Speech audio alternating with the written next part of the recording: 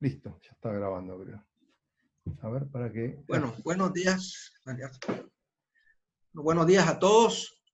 Desde el Canova Tech Oncology queremos darle la bienvenida al doctor Hernán Fares Tallé, el cual es miembro del Comité de Medicina Basada en la Evidencia de la IFCC, director del Laboratorio Fares Tallé de Mar del Plata, es bioquímico y muy conocedor de los temas de biotecnología y autor del libro Interpretación de la Información Bioquímica, edición 1998 y 2004, de parte de Juan Carlos Salamanca, este servidor, médico internista, radicado en Buenos Aires. Le doy un cordial saludo y le agradezco enormemente que pues, nos haya dedicado este tiempo para hablar con respecto a algunos temas sobre el coronavirus y sobre todo la parte que más domina él, que es la parte de la bioquímica y el estudio diagnóstico de esta patología.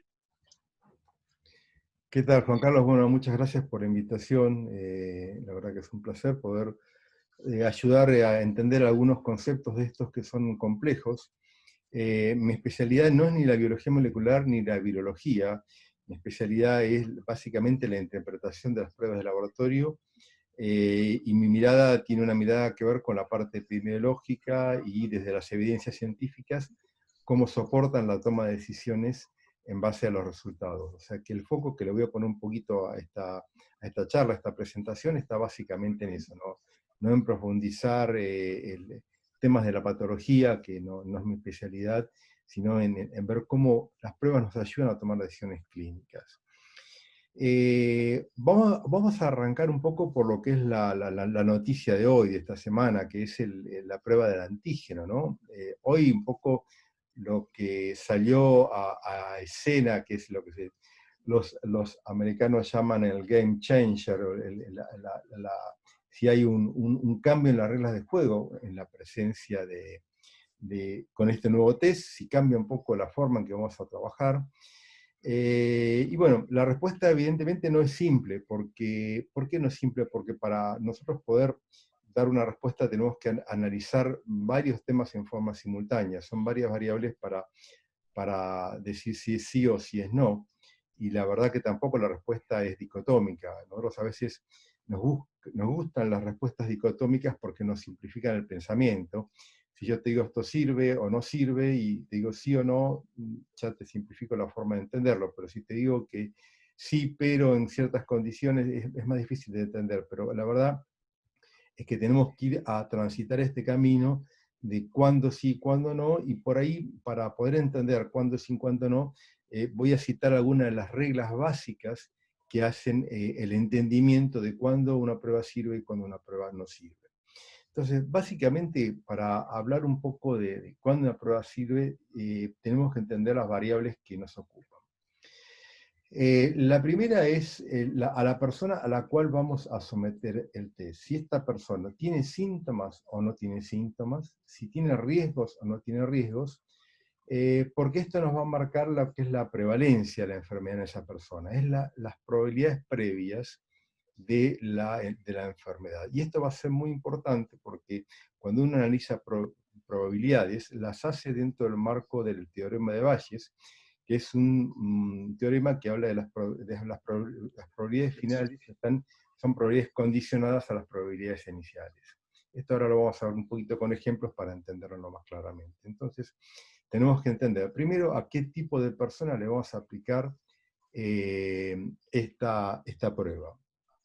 Segundo, ¿qué prueba le vamos a aplicar? Porque esta prueba va a definir la performance de esta prueba, y cuando definimos la performance estamos definiendo la sensibilidad, que está dada como el porcentaje de enfermos que me da positivo, ¿sí? O sea, los verdaderos positivos, y que me va a dejar algún efecto indeseado, que serían los enfermos sin detectar, que son los falsos negativos.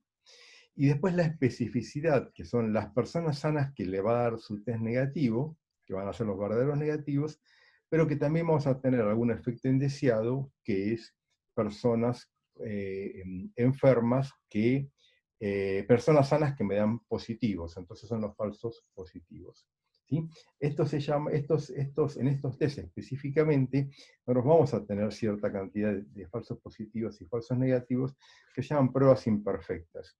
Que dicho, en general suele pasar muy seguido en los laboratorios que existan, la mayoría de las pruebas sean imperfectas, pero en este caso, como son pruebas de muy corto desarrollo y son una primera generación, esto se ve más acentuado, que sean pruebas más imperfectas. Entonces, lo que nosotros vamos a tratar de evaluar es la probabilidad de que una persona esté enferma teniendo una prueba positiva o la probabilidad de que una persona esté sana teniendo una prueba negativa. Y esto va a depender, van a ser probabilidades condicionadas a las probabilidades previas, ¿sí?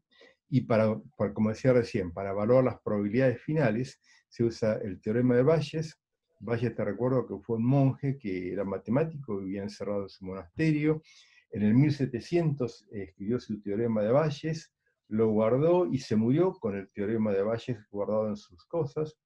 Finalmente un amigo, cuando recuperó todas las cosas de su amigo, lo llevó a un lugar de matemáticos, a un consejo de matemáticos, y recién ahí salió a luz, un año después de haber muerto, salió a luz todo su teorema y se descubrió la importancia de lo que había escrito.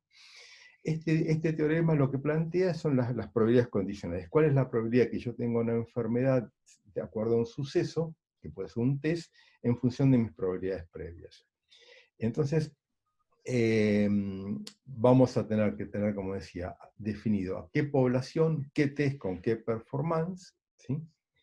En qué momento vamos a hacer la prueba, porque lamentablemente esta prueba también cambia mucho su sensibilidad y su especificidad, o sea, su performance en distintos momentos. No es lo mismo el día 1 que te contagiaste, o la primera semana de tener síntomas, o a los 15 días. Entonces la prueba el momento en que se toma la prueba también es importante para definir qué es lo que estamos buscando y qué queremos, y qué posibilidades tenemos de encontrarlo, ¿sí? Y finalmente, bueno, si vamos a medir, ¿qué vamos a medir? ¿Qué queremos buscar? Si queremos buscar personas si estuvo infectada o si está inmunizada. Obviamente, si está infectada tenemos que buscar la carga viral en los momentos de carga viral, y si se inmunizó vamos a tener que ir un mes después de los síntomas a encontrar anticuerpos. Entonces, teniendo en mente un poco todo esto de las probabilidades condicionales y las probabilidades de que el paciente esté o no enfermo, vamos a entrar en lo que se llama el balance entre los beneficios y los riesgos. ¿Cuáles son los riesgos de tener ese falso positivo? ¿Cuáles son los riesgos de tener ese falso negativo? Y los vamos a someter a la decisión que tenemos que tomar. ¿Por qué? Porque no es lo mismo llevar a una persona con un falso positivo, con un falso negativo, a que entre a trabajar en un geriátrico o que abrace a su padre que tiene 90 y pico de años, donde un falso negativo puede ser muy grave, que dejarlo viajar a una zona de una prevalencia determinada, donde probablemente si aparece un positivo más en una zona donde hay prevalencia, no sería tan importante. Entonces, es importante la decisión final que nosotros vamos a tomar con ese test para ver el balance entre los beneficios y los riesgos de hacer el test. A ver, vamos a hacer alguna analogía para entender un poquito más de lo que estoy hablando. Aquí se llama riesgos y beneficios y probabilidades. Supongamos que estamos adentro de un submarino y vemos una mancha en el radar, o sea que nuestro radar es el elemento de medición y vemos que detectamos algo. Ahora, la pregunta es ¿cuál es la probabilidad de que eso que estamos detectando sea una ballena o un barco enemigo? ¿Sí? Y este ejemplo no lo tomo de casualidad, lo tomo porque gran parte de las estadísticas surgen de los radares, del uso de los radares en los submarinos. De hecho, las famosas curvas ROC, surgen del balance entre los beneficios y los riesgos de calibrar los radares de los submarinos. Entonces, cuando nosotros hacemos estudios de probabilidades condicionales, va a ser distinto la decisión si nosotros esa mancha la vemos en un momento que estamos en guerra, en una zona de combate, que si estamos en tiempos de paz y en una zona aislada. Entonces, obviamente, las probabilidades de que esa mancha sea un barco enemigo en ese radar van a ser mucho mayor si estamos en zona de guerra que si estamos en una zona de no guerra. Entonces, lo más probable es que en un caso sea una ballena y lo más probable es que en otro caso sea un barco de guerra. Entonces las decisiones que vamos a tomar van a estar ligadas a los riesgos que nosotros tenemos de tomar una decisión. Obviamente, en zona de no guerra, obviamente el riesgo será disparar un misil a una ballena, o en zona de guerra, no considera eso que es un falso negativo, que es un falso, que es una ballena, podría ser que un barco enemigo se está acercando y no lo veamos.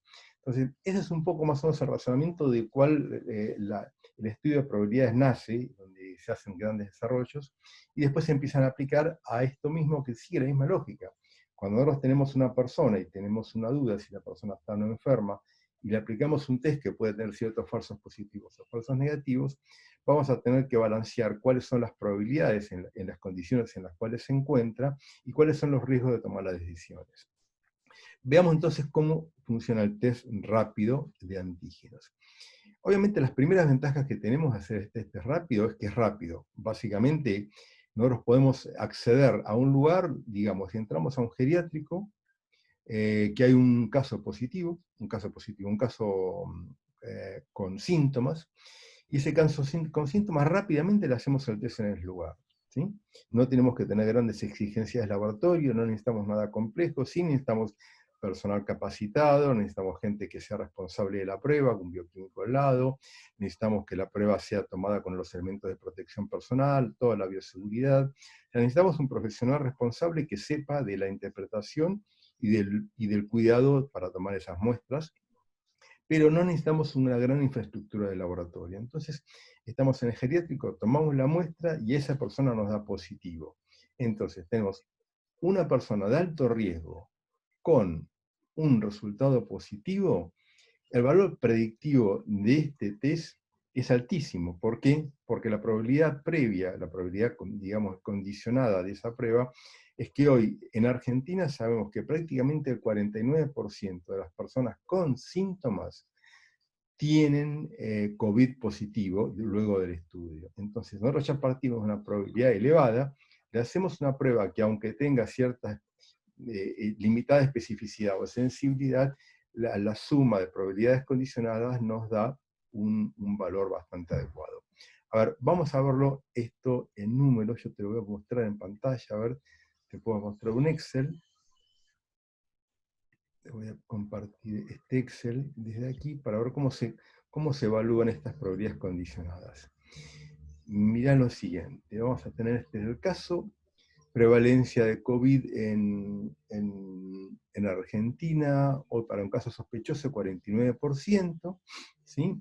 Entonces le aplicamos una prueba que tiene una sensibilidad de 65% promedio, yo la prueba de la PCR está en 70, esta se la bajo un poco a 65%, y le bajo apenas un poquitito de especificidad, porque dentro de todo la prueba de antígeno tiene bastante buena especificidad, bastante parecida a la PCR. Entonces la dejamos en 99%. Y cuando hacemos los cálculos para estos pacientes de probabilidades finales, vemos que tiene un 25% de resultados de falsos negativos y solamente un 1,6% de probabilidades de falso positivo. O sea, que cuando yo entro a un geriátrico y le hago a una persona con síntomas un estudio del test rápido de antígenos, me da un 98,4% de probabilidades de que ese paciente esté enfermo. Este porcentaje es lo suficientemente alto como para que yo ya automáticamente etiquete a esta persona como enferma y rápidamente empiece a testear a todos sus contactos estrechos o empieza a testear a todo el geriátrico para empezar a tratar de encontrar la mayor cantidad de casos positivos y hacer rápidamente el tratamiento y el aislamiento de todos estos pacientes como positivos, sin tener que esperar por ahí las 24 o 48 horas de la confirmación de un test de PCR convencional. Pero mira también... Disculpa un momentito, ¿cuánto tiempo está demorando este nuevo estudio de antígenos? La idea teóricamente es que agilice el diagnóstico y nos permita hacer con mayor rapidez el seguimiento de los casos de probable contagio por contactos estrechos. ¿Cuánto tiempo está demorando teóricamente entre la toma de la muestra en el lugar y el procesamiento de la misma para tener un resultado que nos pueda dar de pronto una guía como clínicos para hacer ese seguimiento? 20 minutos. Ah. 20 minutos por persona, y si muestras a varias a la vez, es menos en total, porque vos podés muestrar, rápidamente lo pones con la solución de inactivación del virus, eso se diluye dentro de una plaquita y se esperan 15 minutos y esa plaquita corre, es una inmunocromatografía y detecta las proteínas de la cápside viral del virus y eso te da una positividad en forma muy rápida y con una buena especificidad.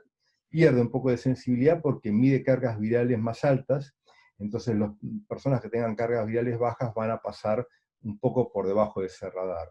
Por eso acá lo que hay que tener en cuenta, y hay este número es muy importante para tenerlo en cuenta, que tiene un 25% de falsos negativos este sistema. Entonces, yo lo que sí puedo decir que este test tiene un alto valor predictivo positivo, me sirve para etiquetar personas como positivas, pero no me sirve para excluirlos de la enfermedad. Aquellos que me den negativo, lo ideal sería repetir la prueba por la PCR y aún así, si esa persona estuvo en contacto estrecho o tiene síntomas, aún así se trata como positivo y se mantiene excluido porque existen también dentro de la PCR convencional, dentro de lo que es el método Gold Standard, existe también una buena cantidad de falsos negativos. Entonces, Es por lo que acabas de comentar, la impresión que me da, si tiene una buena reactividad ante cargas virales altas, es que capaz ese test antigénico te va a ayudar a definir la situación y con mucha más seguridad en los pacientes que de pronto tienen la sintomatología clínica y toman la muestra en un paciente sintomático. Pero en los pacientes de pronto que tengas contacto estrecho, que tengas alta sospecha epidemiológica, teóricamente los pacientes que están asintomáticos, pero que pueden estar diseminando el virus, la carga viral detectable en las secreciones es menor. Entonces, opinaría que de pronto pueden en este tipo de pacientes así asintomáticos el muestreo resultar un poco menos rentable que en el otro tipo de pacientes sintomáticos. No sé. En este caso te diría que sí, pero si vos ya detectás los positivos, ya prácticamente podés tomar conductas más rápidamente. Por eso te digo, en estos casos de alta prevalencia o de alto riesgo, la única utilidad clínica es el positivo. El negativo no te sirve. El negativo, Ajá. olvídate, es como que no me diste nada del negativo. El negativo tenés que seguir tu plan de seguimiento de ese paciente, a ver si aparece, mantenerlo aislado, si fue contacto estrecho, si quieres repetirle, hacerse con una Repetir el muestreo. hacerlo con una PCR convencional que tiene sensibilidad para menores cargas virales. No te puedes descuidar que sea negativo, pero sí te permite tomar una conducta muy rápida en el caso que sea positivo. Por eso el valor que te agrega es la velocidad en la toma de decisiones para aislar los positivos, pero no te agrega valor para excluir a personas con los test negativos. ¿Sí? O sea que en Ajá. todos aquellos casos donde vos tengas que tener esta decisión, está bueno. Ahora, vayamos a otro caso. Vamos a un caso, por ejemplo, estamos en Mar del Plata. Estamos en Mar del Plata, tenemos... no, esto está mal. Vamos a Cava. Vamos acá en Cava. En Cava tenemos 33.000 casos activos hoy, sobre 2.900.000 casos activos. Yo estoy tomando la diferencia entre los recuperados y los que hay actualmente, una prevalencia de 1,1%, le aplico el mismo test con la misma sensibilidad, la misma especificidad, y me da un valor predictivo negativo del 99,6%, o sea que me queda un 0,4% de posibilidades de falso negativo. ¿Qué implica esto? Que es un test que probablemente me sirva para decirle a la gente, bueno, tengo que viajar y me tengo que ir a un lugar donde hay una prevalencia de la enfermedad parecida a la de Cava o un poco menor, pero me deja con una probabilidad de enfermedad de un 0,3%, en vez de una prevalencia inicial de 1,1, me baja a unos 0,3. Entonces, en cualquier ciudad donde exista una prevalencia medianamente cerca de 0,3, uno podría viajar y aceptando un test de antígeno como válido para bajar las probabilidades a un 0,3.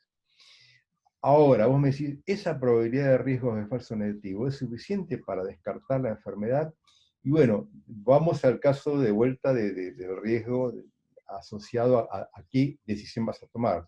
Si esa persona va, con ese riesgo, va a querer abrazar a su abuelo o a su padre que tiene 94 años, probablemente yo te diría, no, trata de hacer la PCR, que tenés todavía un poco más de sensibilidad, y los riesgos son menores, o en todo caso aplicar los dos test con una separación de 3 días, o mantenerte aislado y aplicar un test y el otro. O sea, cuando vos tenés que bajar mucho más estos riesgos, o porque vas a entrar a trabajar a un geriátrico, cuando vas a someter a otras personas a un riesgo, y es importante que tus probabilidades de falsos negativos sean mucho menores, probablemente estos test todavía son insuficientes y tengas que acceder a una PCR, y a una PCR más una pequeña cuarentena de 2 o 3 días para hacerte antes la PCR, no sé, digamos, de acuerdo al riesgo al cual vas a estar expuesto, probablemente te voy a entrar a un geriátrico, por ahí te conviene estar 48 horas aislado y después hacerte la PCR,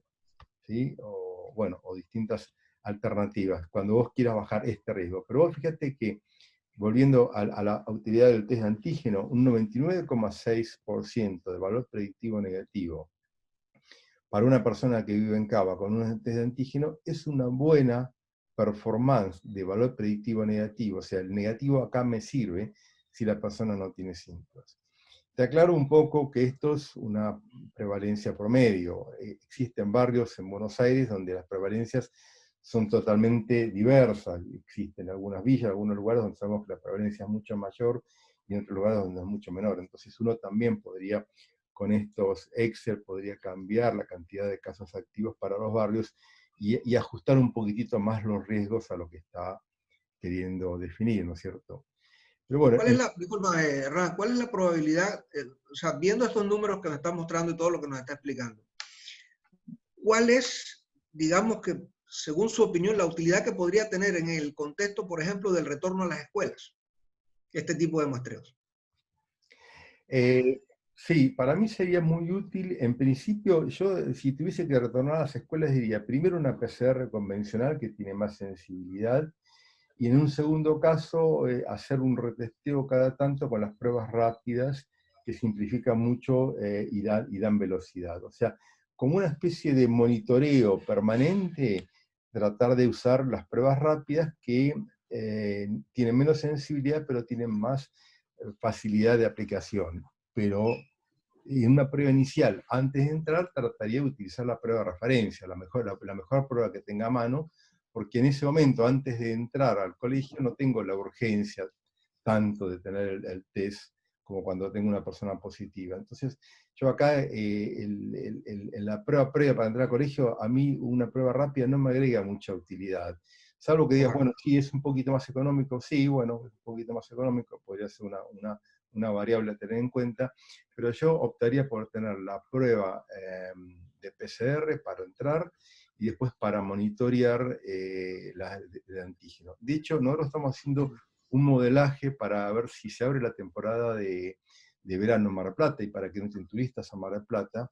Y el modelaje que estoy haciendo a mí me da un poco esa ecuación: hacer la PCR previa 48 horas antes de venir a Mar del Plata, y una vez que están en Mar del Plata, mantener un monitoreo permanente de hacer unos, no sé, 1000 o 2000 muestras diarias en distintos lugares de riesgo para ir buscando brotes, porque lo que queremos es detectar el brote y mitigarlo lo antes posible, o sea, tratar de acercar efecto dominó, ese efecto que yo a veces llamo el incendio del bosque seco, ¿no? Cae una chispa y empieza rápidamente a diseminarse el fuego. Entonces, como esto es una enfermedad que a veces es medio silenciosa, que no se ve, que es invisible, la única forma de visualizarla es con métodos de laboratorio. Entonces, tratar de estar permanentemente vigilando en distintas zonas que pueda haber brotes, y cercarlos lo antes posible, todos esos brotes.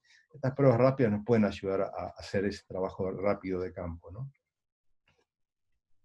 Okay. Fíjate un detalle que, ya que estamos acá, te lo muestro. Generalmente las pruebas en personas asintomáticas tienen un alto valor de probabilidad de falsos positivos, o sea que las pruebas siempre positivas en personas asintomáticas tienen que ser confirmadas. Aunque tengas una especificidad del 99%, con una prevalencia baja, por lo que se llama las probabilidades condicionales con el teorema de Bayes, te lleva a hacer algo que uno no lo piensa, que a uno le cuesta entenderlo, pero que la probabilidad de que sea un verdadero positivo es solamente del 42%, aún teniendo una especificidad del 99%. Esto a los bioquímicos nos cuesta horrores entender por una prueba con tanta especificidad nos da tan bajo valor predictivo positivo, pero está condicionada a las probabilidades previas, y si vos tenés prácticamente 1000 personas en 100.000 solamente enfermas, y cuando vos haces ese mix de personas, tus falsos negativos van a ser muy importantes, tus falsos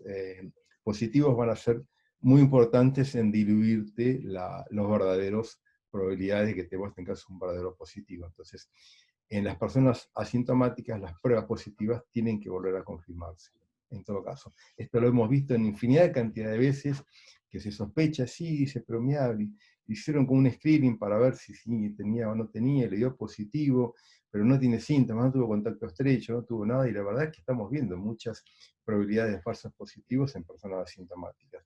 Pero igual hay que hacerlos estos, porque estos screenings nos sirven a veces para, por ejemplo, permitir que una persona se suba a un barco y esté 40 días navegando con el resto, porque son situaciones donde van a ser de alta contagiosidad para todo el resto de la tripulación, poblaciones a veces muy sensibles a tener problemas graves de salud, e inclusive desde el punto de vista económico se pierde también todo el trabajo si el barco tiene que venir rápido de vuelta a puerto. Entonces hay situaciones que cada uno las entiende en el contexto que cada uno entiende, uno no puede hacer un modelaje para todas las situaciones. Se dan las pautas generales para que después cada uno las asocie a las situaciones. Obviamente el sector de salud es otro sector también muy expuesto y donde tratamos de minimizar las probabilidades de que haya gente enferma dentro del equipo de salud.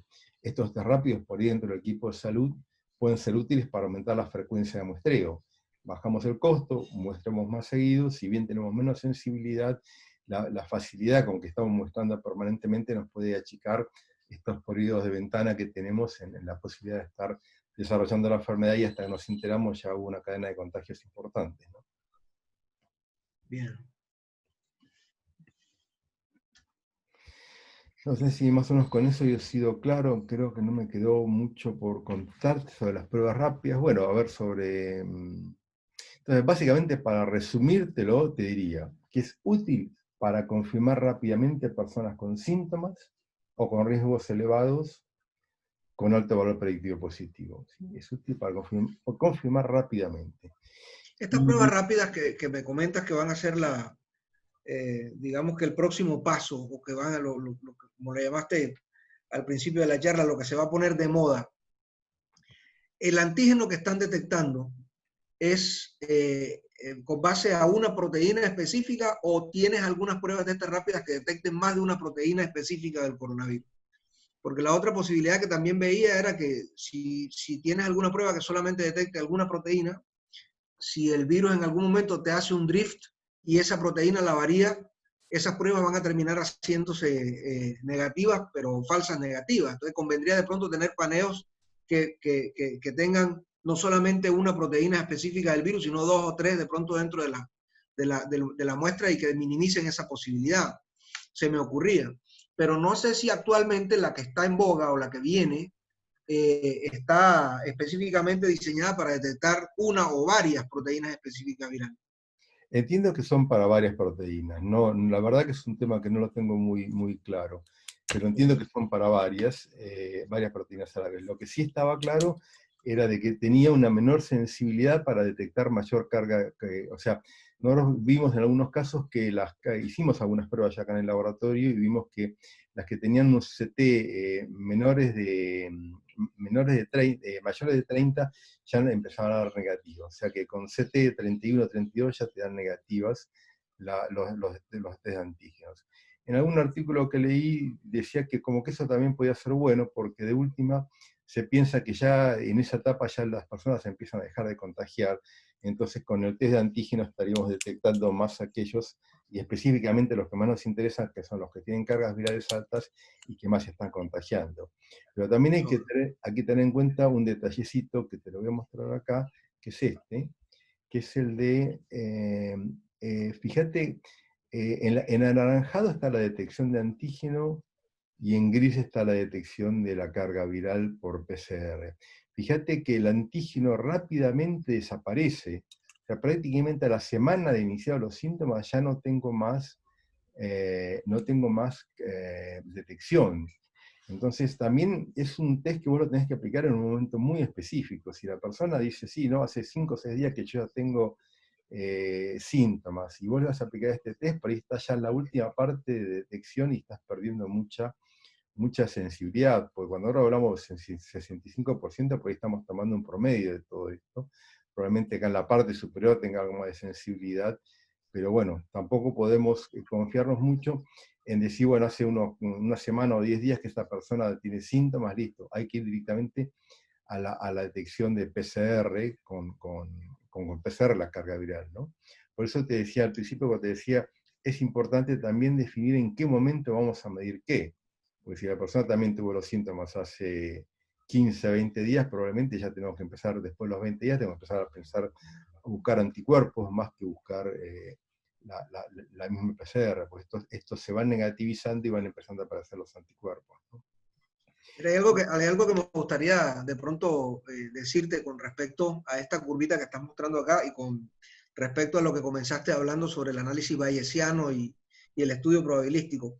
Yo me desempeño en grupos asistenciales en donde veo las fallas en múltiples equipos, no solamente en uno en particular, sino en múltiples equipos, en donde se ha tornado bastante preponderante el análisis de laboratorio comparativamente con respecto a la clínica, y se han olvidado poco a poco de que son realmente complementarios y que ese complemento es lo que lleva al análisis este probabilístico, y de esa probabilidad va a salir una hipótesis diagnóstica o un probable diagnóstico diferencial. Lamentablemente estamos asumiendo digamos, una actitud en donde estamos como haciendo descarte o confirmación del diagnóstico por una prueba positiva o negativa. Eso lo he visto en varios grupos, lo he visto en varias ocasiones, y en muchos de esos casos lo que sencillamente se hace es escaparse el paciente que tiene alta probabilidad por el análisis bayesiano, pero el negativo falso, y no se hacen los muestreos a posteriori. Entonces, mucho de eso depende de esto acá, porque no solamente es conocer cuál es la prueba, el RT-PCR o el antígeno, sino también cuáles son los tiempos adecuados y qué porcentaje de probabilidades tengo de que esta prueba me salga positiva o negativa dependiendo del tiempo y el contexto en el que está. Entonces, la curva es muy importante conocerla, los tiempos son muy importantes conocerlos, porque nos da pie para no sobrediagnosticar la enfermedad, pero tampoco pasarnos por alto ciertos casos en donde realmente debía estar ese paciente aislado, debía estar ese paciente todavía en observación y repetir el muestreo, porque lo más probable es que en el transcurso del tiempo que estuvo durante la enfermedad, esa prueba salga falsa positiva o salga falsa negativa. Es muy, muy interesante esto. El análisis bayesiano es algo que hemos perdido bastante en la parte asistencial.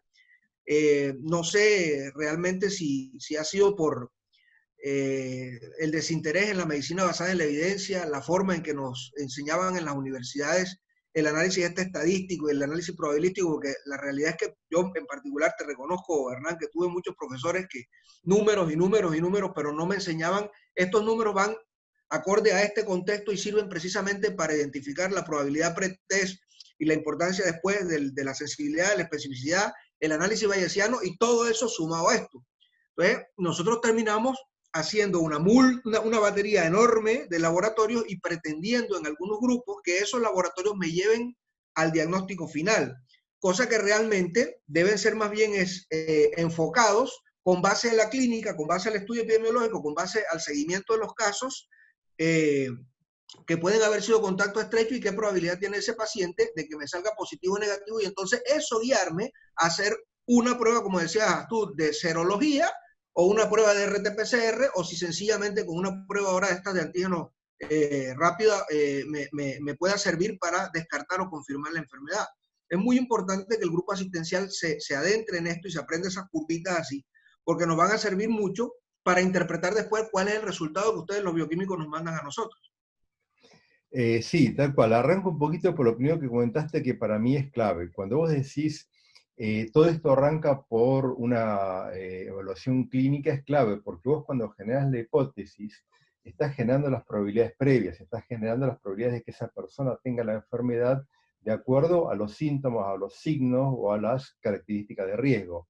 Entonces vos cuando generás una hipótesis, vos ya estás teniendo en cierta forma un pensamiento bayesiano en lo que le vas a dar de confianza al resultado del laboratorio. Si vos ves que una persona tiene toda la pinta de que tiene esa patología y le pedís un test y el test te da positivo, automáticamente vos llegás en tu mente a un porcentaje de razonabilidad, de probabilidades suficientemente alta como para ejecutar un diagnóstico y empezar a tomar las decisiones de tratamiento en base a ese diagnóstico. O sea que existe en la cabeza de las personas ese razonamiento. Lo que agrega a veces la medicina basada en la evidencia son los números un poco más fríos. ¿Y por qué nos sirven? Porque a veces en otros de nuestros pensamientos bayesianos podemos estar sesgados por nuestras propias experiencias previas.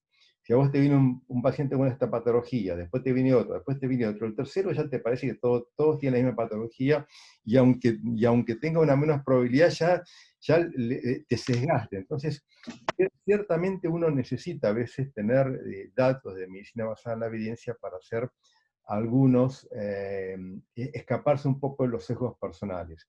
La experiencia de las personas es clave porque con la experiencia uno construye mejores hipótesis y cuando uno construye mejores hipótesis pide mejores test de laboratorio y te escapas de los falsos positivos, porque acordate, como te mostraba recién, fíjate que una persona asintomática con bajo riesgo, donde yo le pido un test, las probabilidades de falsos positivos están casi en el 50%. Entonces, si vos me pedís una batería de test de un montón de cosas que no tenés ni idea de lo que estás buscando, pero querés estudiar un montón de cosas a la vez, a ver qué puede ser, es probable que te caiga en el medio un falso positivo y que ese falso positivo te desvíe la atención a lo que realmente tenías que enfocarte.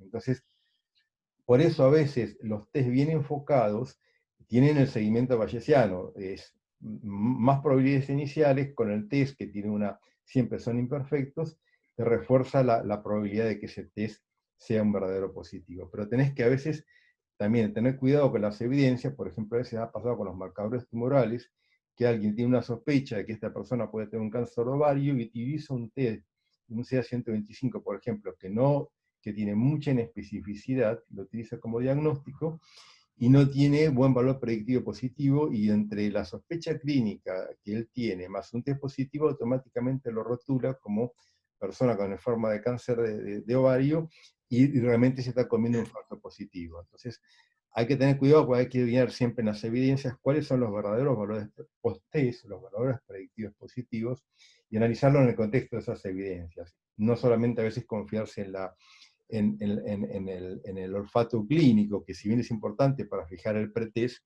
también hay que tener cuidado el valor predictivo positivo del test para no desviarse y equivocarse, ¿no? Hernán, como hace poco, jocosamente, un colega internista colombiano conversábamos, decía, el problema a veces de comenzar con esas baterías diagnósticas que comienzan con un hemograma y terminan en últimas haciendo un test de kriptonita en orina, no tanto es cuánto costó el test de kriptonita en orina, sino cuando te viene el test de kriptonita en orina y te sale positivo. ¿Qué actitud tomas con eso?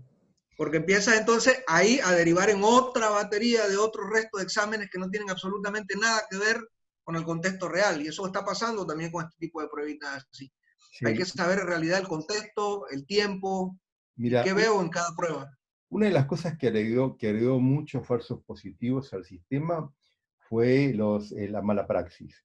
Cuando los médicos se quieren cubrir por temas de mala praxis y empiezan a pedir de todo por las dudas, empiezan a encontrarse con cualquier cosa porque me cubrí, me pedí esto por las dudas y pedí esto. Entonces lo que estás pidiendo es un montón de pruebas con bajo valor predictivo positivo, porque la persona tiene muy bajo riesgo y al tener bajo riesgo, las probabilidades de un falso positivo aumentan, como te mostraba recién.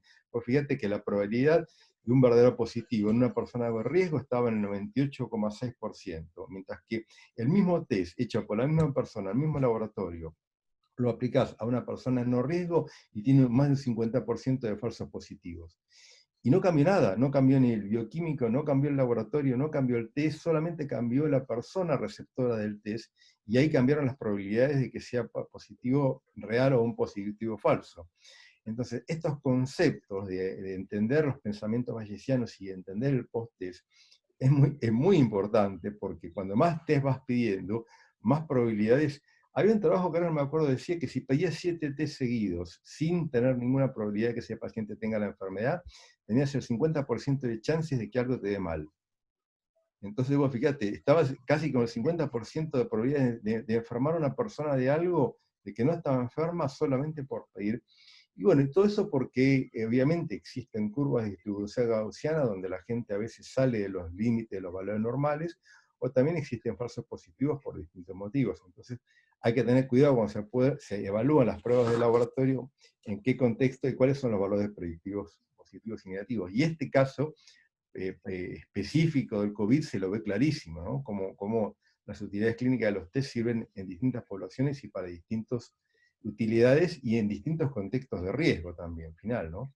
No es lo mismo que yo te diga, bueno, tenés una anemia y te doy una medicación para anemia, que te diga, tenés un tumor y te tengo que operar el cerebro. O sea, los riesgos asociados a la toma de decisiones de cada uno son muy distintos, y entonces mi chance de error tiene que ser cada vez menor, y cada vez tengo que tener más afilado mi post-test en función del riesgo de la decisión que voy a tomar.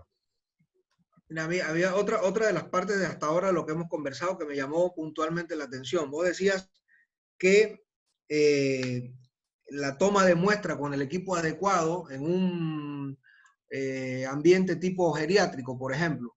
Si vas a hacer un muestreo en ese geriátrico, necesitas el personal que vaya, tome la muestra con las consideraciones del equipo de protección personal adecuado, pero posteriormente, transportando esa muestra de forma adecuada, obtendrías un resultado, en este caso el antígeno, en mucho menos tiempo del que estamos obteniendo la RT-PCR, pero bien con la RT-PCR podías hacer lo mismo y darnos el resultado, y después nosotros en los pacientes asintomáticos que fueran contactos estrechos, podríamos tomar consideraciones de conducta, ya sea de hacerle seguimiento domiciliario, que pues, muchos pacientes de estos realmente son positivos y transcurren la enfermedad sin ninguna neumonía o por lo menos con una sintomatología muy leve. Entonces, no había ninguna necesidad de que esos pacientes se trasladasen de pronto a unidades en donde tenían otro grupo allá en confinamiento o también sospechoso.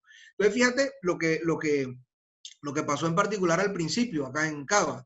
Muchos de estos pacientes que se formó el boom mediático de la cuestión de los contagiados en las instituciones, yo lo que notaba era que llegaban los equipos y la idea era sacar a todos los pacientes de ahí y trasladarlos a diferentes clínicas o diferentes hospitales que tuviesen cobertura para realizarle el estudio allá. Y yo miraba eso y yo decía, pero hay muchos pacientes de esto, o sea, que lo que despierta el boom en inicio es de pronto un paciente con una sintomatología severa, sí, pero hay muchos contactos de este paciente acá, incluso del grupo asistencial, que no tienen absolutamente ningún síntoma. Son pacientes que hay que hacer seguimiento y sencillamente mantenerlos ahí, o sea, tratar de confinar, y lo que se hacía sencillamente era desparramar más bien el potencial brote hacia otras unidades, y después entonces el problema era peor. Y me ponía en principio a pensar por qué se hacía eso, si realmente, como lo conversas ahora, tampoco es que sea una tecnología non plus ultra que necesitas tener al paciente netamente en una unidad. No, es un hisopado convencional que puede tratarse dentro de un contexto adecuado y analizarse la muestra y, eso sí, reportarse lo más pronto posible. Y después con ese reporte se tomarán consideraciones. Hay algunos pacientes de grupos de alto riesgo que se le hacen estudios, que se encuentre que tienen neumonía o desaturación o algo, pasarán a sus unidades, pero otros sencillamente se quedarán ahí y ahí transcurrirán sin problema su enfermedad. Nosotros en particular en el grupo asistencial, Hernán, yo he visto una disparidad grandísima entre el comportamiento de la enfermedad. Por ejemplo, yo he visto gente de grupos de riesgo que nosotros estábamos con el RT-PCR positivo y dábamos todas las de ganar para que ese paciente se complicara. Tenía leucemia, tenía tratamiento quimioterápico, tenía insuficiencia renal, todo lo que tú quieras. Y pacientes de ese tipo han transcurrido la enfermedad sin problema alguno. Así como hay otros que en las mismas condiciones se han complicado muy feo. Y al revés, he visto gente que sale positiva, que tú dices, este joven no fuma, no bebe, no es obeso, no es hipertenso, no es nada, y se nos complican de una manera bastante catastrófica. Entonces, esos pacientes así, por el solo hecho de ser gerontes, la realidad es que no le veía como mucha utilidad de salir corriendo de una vez a tenerlo en una unidad asistencial monitorizada. No, hay muchos pacientes de estos que hemos notado que transcurren su enfermedad de una forma casi que asintomática o una sintomatología leve y después se le dan los criterios de alta y nada más. Ese punto me llamó mucho la atención porque lo que veía era por qué entonces hicimos esa conducta, por qué empezamos a sacar a los gerontes de los geriátricos más bien y diseminarlos cuando lo que hacíamos realmente era trasladar el brote a otras partes.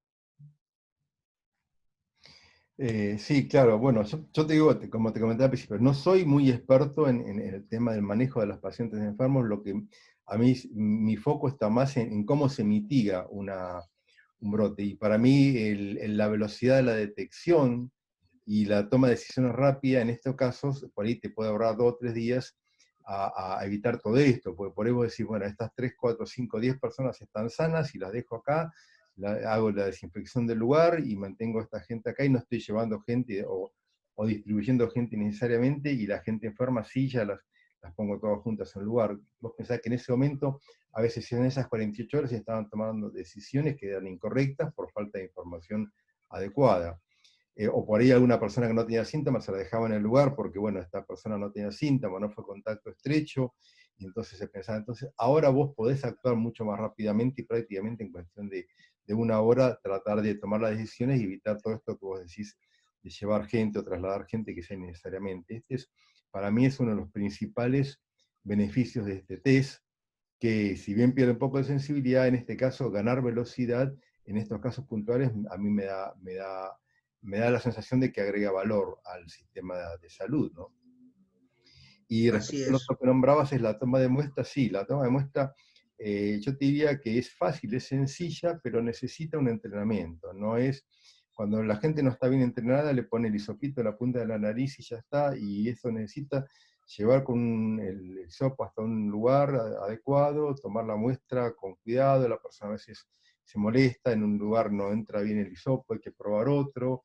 Y además hay que pensar que si estoy muestrando una persona que puede ser positiva, también tengo que tener los elementos de protección personal, tengo que haber recibido la capacitación, supervisación por un bioquímico que esté a cargo para ver cómo se hace. No es tan sencillo como un test de embarazo, que lo puede hacer una mujer tranquila en su casa con una tirita.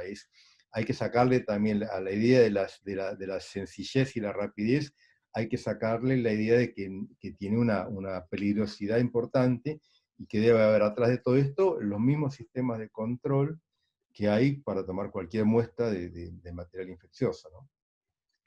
Yo por lo menos, mira, acá te traigo, Hernán, ahora que hablas de eso, que te traigo algo tan simple como esto, que varía en la toma de muestra el resultado posterior que ustedes están analizando en la parte de bioquímica. El, el tubo donde se colecta la muestra y las dos diferentes, una de madera con algodón y otra más finita con punta de agrón. Sí, sí. Entonces, me Bueno, gustaría que nos comentaras como bioquímico cuál es la diferencia grande entre tomar con una u otra, una cosa tan sencilla, sí, sí. en la probabilidad posterior de que ese test salga positivo o negativo. Mira, las características que tienen que tener los hisopos, tienen que tener, obviamente, bueno, vos mostraste uno de madera, tiene algún riesgo de que se pueda romper y dejar parte del hisopo adentro, llega muy adentro, yo lo descartaría por ese motivo de seguridad del paciente. Y después el algodón, si bien capta bien el virus y lo pega y lo extrae, el algodón, el virus tiende a quedar más pegado en el tipo de fibra del algodón que en las fibras sintéticas tipo dacrón o microfibras. Entonces, lo que se están usando son unos test, unos hisopos con unas características hidrofílicas que permite que el virus se pegue fácilmente en el hisopo, pero cuando se exponen en las soluciones de extracción, en las soluciones para transporte o extracción, el virus puede liberarse fácilmente y no queda retenido dentro de las microfibras.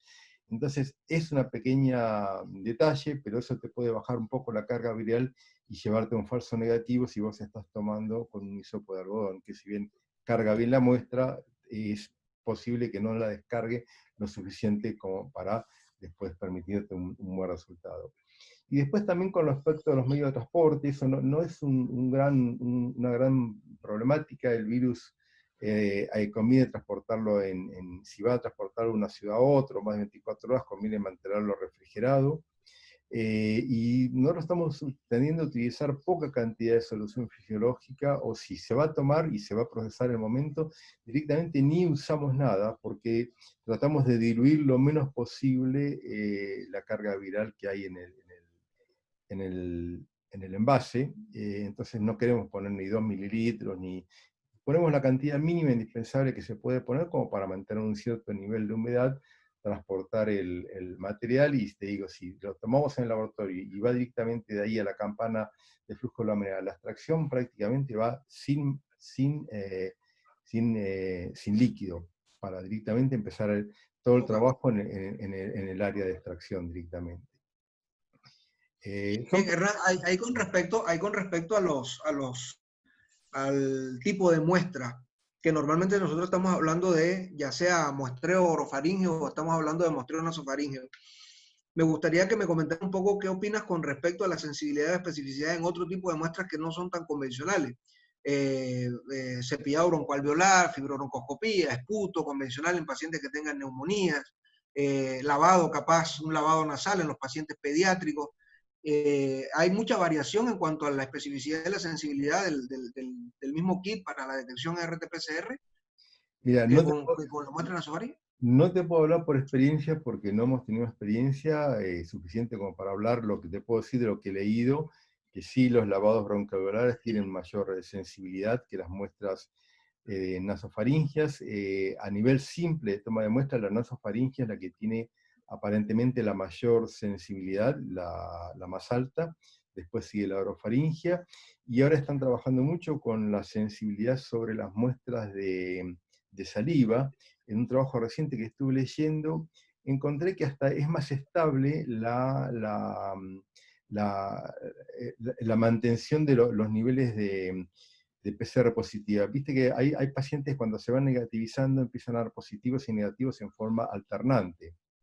Esto ya lo hemos visto varias veces, que dan positivo, después da negativo, después le vuelves a repetir otro para tener 2 PCR negativas y de vuelve a aparecer positivo. Entonces, a veces eh, eso en los orofaringios, en los nasofaringios, pareciera verse más que en la saliva. En la saliva parece mantenerse más estable, como que fuera más parejo la toma de muestra.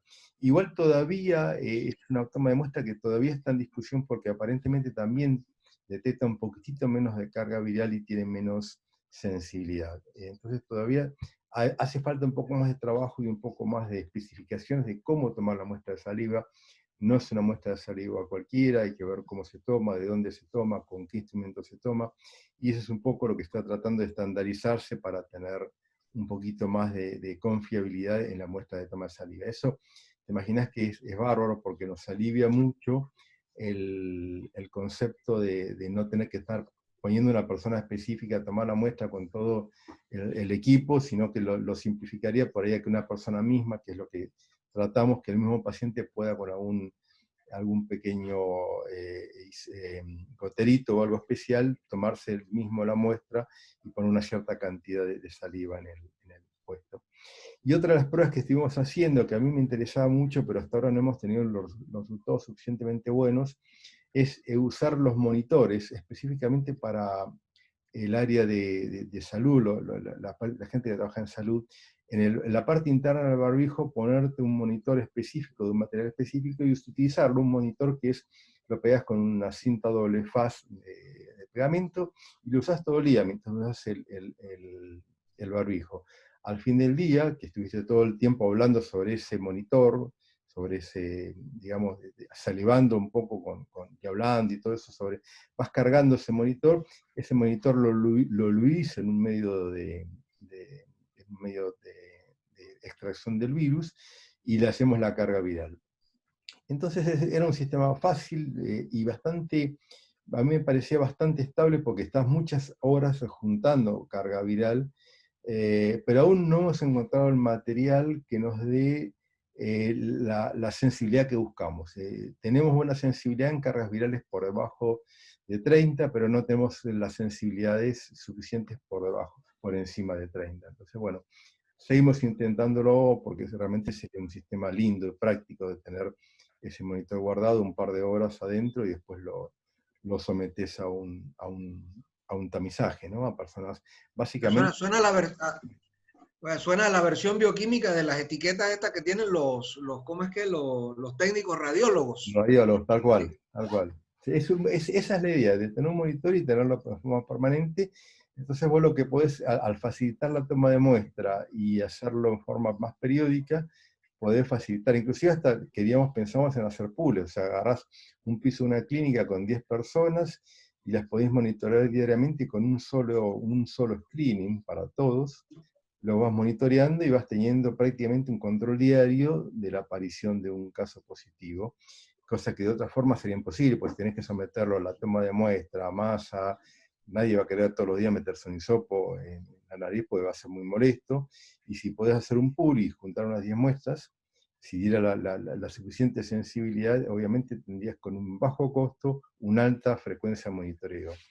Es un trabajo que lo empezamos a hacer a Cámara Plata, pero bueno, nos agarró la pandemia fuerte a Cámara Plata y tuvimos que suspender todo tipo de ensayos porque se nos complicó a veces con las rutinas. Hoy, digamos, queremos hacer cosas, pero también no nos olvidemos que estamos en un campo de guerra y en ese campo de guerra a veces no es lo mejor lo que se puede hacer, sino es lo que se puede hacer, lo que está disponible y los tiempos.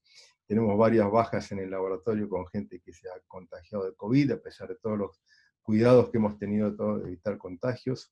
Hay contagios, hay gente aislada, hay gente de contacto estrecho que viene de afuera, entonces la gente que está trabajando hoy está trabajando 12 o 14 horas por día y no, más de lo que hacemos ya no se puede exigir, ¿no? Que eso es a veces lo que yo le explico a la gente cuando me dice, pero hace falta tanto cuidado. Le digo, mira, si vos estuvieses trabajando en el área de salud, te darías cuenta que estamos al borde del colapso y que un día cuando vengas a atenderte y vengas con falla respiratoria, te vamos a decir, mira, no hay lugar, porque una persona está ocupando el respirador y no tenemos lugar para...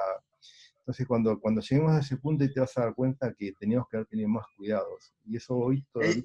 Ya llegaron al punto en donde estornuda alguno y lo miran el resto como sospechoso. Si ya están en ese punto. Sí, sí, sí, no.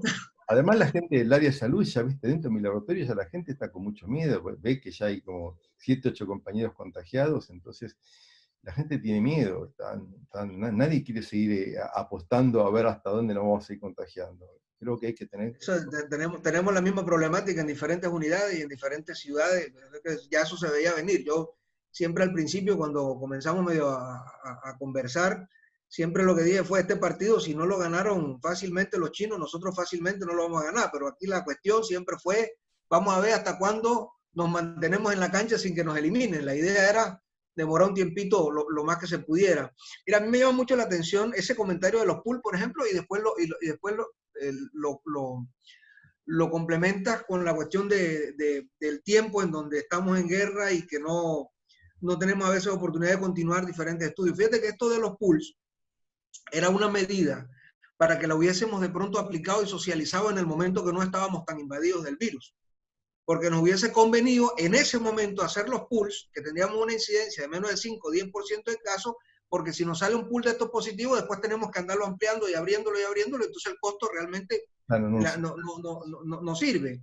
Pero ahora, cuando ya entonces socializamos la medida de los pools y que puede ser efectivo, lamentablemente tenemos mayor cantidad de incidencia por encima del 10% y la estrategia de los pools resulta ya bastante... Sí, yo lo sigo pensando útil para los lugares de baja prevalencia y o sea, si vos tenés que monitorear todos los días un equipo de salud, probablemente te puede llegar a servir, si el equipo de salud está bien cuidado, bien protegido, yo creo que puede llegar a servir.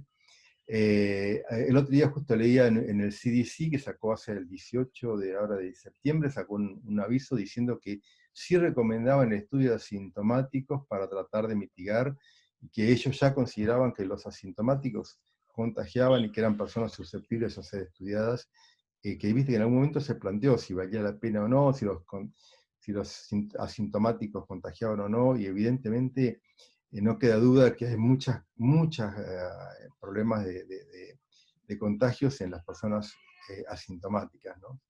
Así que bueno,